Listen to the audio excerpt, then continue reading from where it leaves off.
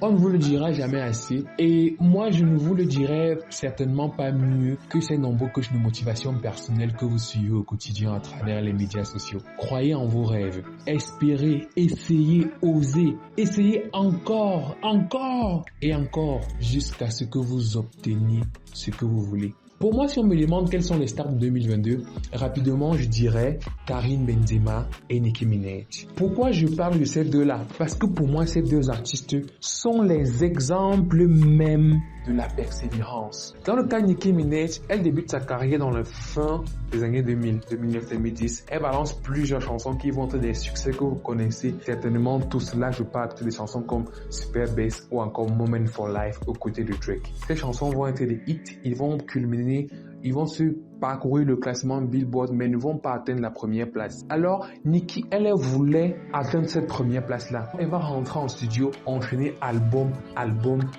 single, collaboration, etc.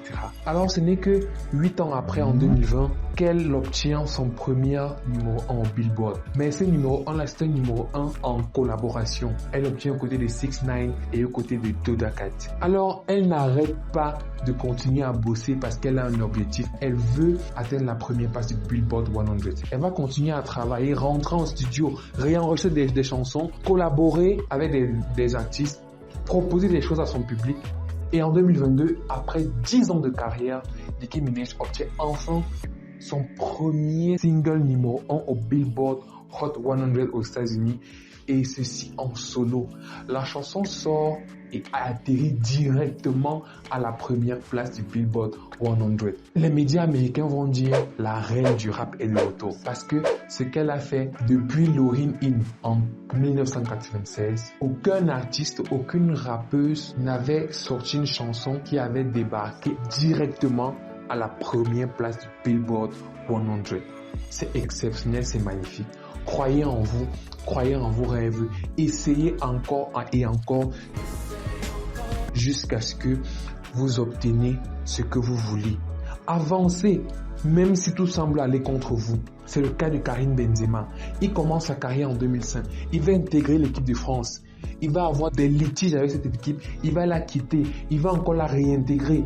Avec cette équipe de France, il va gagner de nombreuses compétitions footballistiques à travers le monde. Il va intégrer les clubs les plus prestigieux à travers le monde. Certaines années, on va le classer dans le top des meilleurs joueurs du moment. Certaines années, il ne va pas être classé. Mais Karim Benzema ne va jamais essayer de s'entraîner, de botter encore le ballon, d'être là pour applaudir lorsqu'on remettait les ballons d'or à ses confrères Lionel Messi ou encore Ronaldinho. Alors, après des années de carrière, après des années à essayer d'être le meilleur footballeur, Karim Benzema, en 2022, après près de 18 années de carrière footballistique, est enfin classé meilleur joueur de l'année et reçoit le ballon d'or. Dans votre chambre, enlevez tous les posters des autres stars que vous avez, sauf pour Rihanna bien sûr. Et ajoutez celui de Karim Benzema et de Nicki Minaj. C'est la personnification même de ce qu'on appelle la persévérance. Et c'est ça que moi je vous invite aujourd'hui à faire aujourd'hui. Soyez persévérants dans ce que vous faites.